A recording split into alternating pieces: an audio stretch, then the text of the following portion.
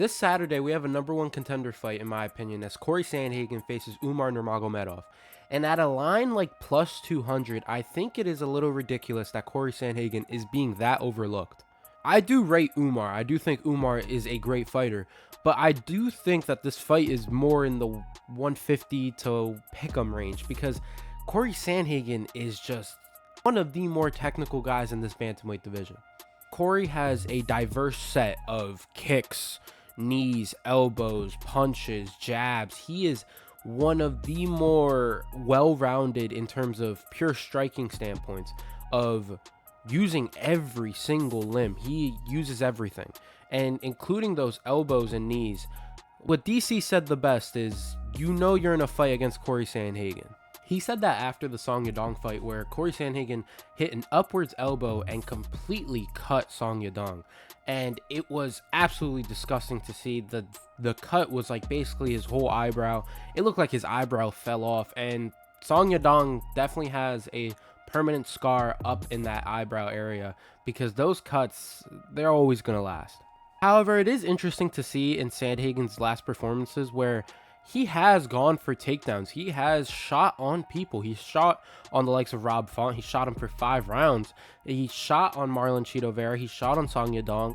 I'm pretty sure he shot once against Petr Yan and TJ Dillashaw. Like, Sandhagen does also use wrestling. So it is interesting to see if he is going to start his striking game based off of that scare of the wrestling threat. Now, I know you think, Santi, you're absolutely crazy. This is Umar Nurmagomedov. This is a Russian that we're talking. It's not going to do that. If you get Umar to respect the takedown at the least, and maybe not even get a takedown, get the clinch, get against the cage, Umar's going to have to respect it. And that's where Cory can set up that sort of game against guys like Song Yadong, where he had Song Yadong sprawling just from a level change, just from moving his head down. He had Song Yadong sprawling down, and it opened up the upwards elbow, opened up the knee, the uppercut, and it opened up just the plethora of wrestling skills that Cory Sandhagen can use in a fight. This is a guy that trains with Ryan Hall. This is a guy that's very well-rounded. So it is something to think about. Even if it's a small possibility, it is something to think about, because maybe he uses that in his striking to just improve his striking game. Make Umar respect the takedown. Make Umar have to level change when Cory Sandhagen level changes. I do want to talk about Umar offense, because the Umar offense can also consist of catching, these knees, these kicks. But I just want to say, Cory Sandhagen really throws low kicks that are not usual. He's not going in a downward angle like how Dutch kickboxers do it. He kind of is slapping it the way that Alex Pereira slaps his calf kicks, where he's just slapping the calf, he's slapping the leg, and it's very low. He puts his body very low when he throws those leg kicks. Very hard to catch those kicks and turn it into a takedown. So I do think that is a very difficult thing for Umar to catch Cory Sandhagen's leg kicks. When you do look at the wrestlers that Cory Sandhagen has fought, he hasn't had a very good time with them. Aljo submitted him in a round.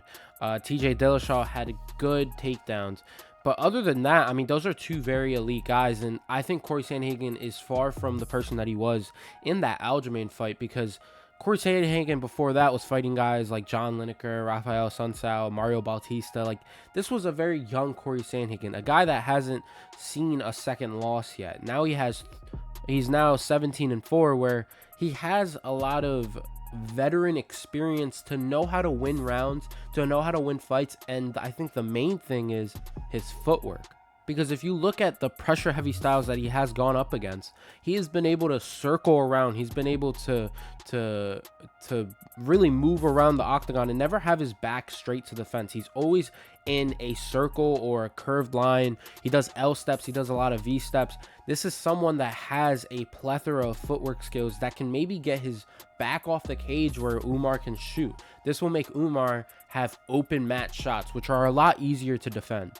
Now listen, on paper, the Umar name sounds amazing, Umar Nurmagomedov, and we have seen, these Nurmagomedovs rule, but look at Umar's record. This is a guy that hasn't really fought the greatest of competitions. His best competition is, in my opinion, Hani Barcelos or Nate Maness, but that's still not anything to be raved about.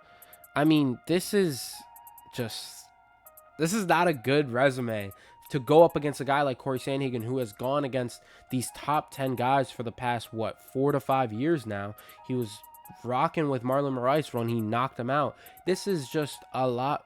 This is a different level. And I do think that Cory Sandhagen can show Umar that this is a different level. Listen, all I'm going to say, for a plus 205 currently in most sports betting books, you're looking at a guy who has fought grizzled competition. You're looking at a guy that has shown levels and adaptations to his game, a guy that can throw so many different looks at you and so many different traps in a 5-round fight. Like Umar, who hasn't even been in a 5-round fight yet. He hasn't fought great competition, and now you're giving him a guy like Cory Sandhagen, and you're giving him the favorite by a good chunk. I mean, I understand plus 205 is nothing crazy, but put that in a parlay, that's, I mean, I don't know. I feel like that's very good. I understand the name of Umar, and I do like his style, but the fact that you're going from Bekzat Almakhan, a guy who hasn't fought in the UFC, to now Cory Sandhagen, a guy who literally was in title contention and is on a 3-fight winning streak fighting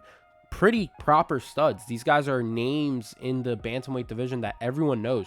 Chito Vera, Rob Font, Ong Yadong. These are a very long list of Cory Sandhagen opponents. And Umar, in my opinion, just isn't ready yet. I don't think he's ready to go against a guy like Cory Sandhagen. But listen, if you guys want to trash me in the comments and tell me I'm delusional, that's completely fine.